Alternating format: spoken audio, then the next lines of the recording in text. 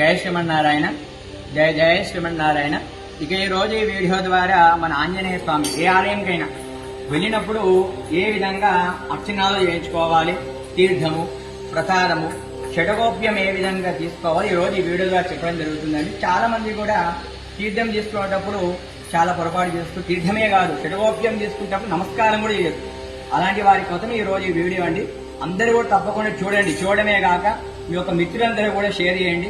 ఎందుకంటే మంచి ఇన్ఫర్మేషన్. ఇక ఆలయానికి వెళ్ళగానే చాలా మంది చేసి మొట్టమొదటి అర్చన చాలా విశేషమైన కార్యక్రమం. కానీ ఈ మధ్య ఏమవుతుందంటే చాగంటి గారు, గరికపాటి గారు చెప్పారు, గోత్రనామాలు చెప్పేటప్పుడు గోత్రం చెప్పి భార్యాభర్త పేరు చెప్పాలట.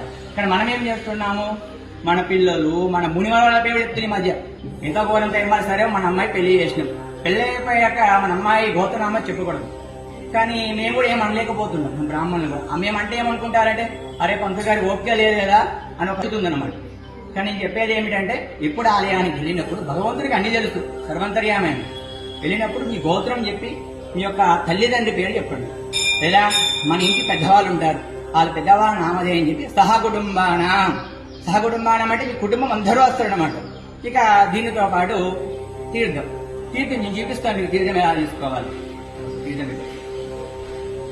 తీర్థం తీసుకుంటే చూడండి, ఇది నేను ఒక వీడియో కూడా చేశాను.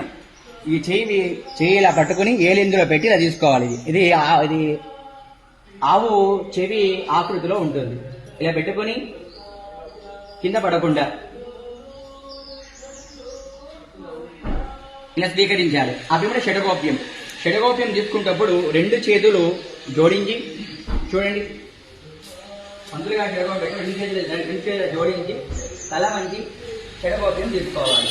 ఆ పిమ్మట ప్రసాదం పెట్టేటప్పుడు కూడా రెండు చీల దోశల్లా తీసుకోవాలట.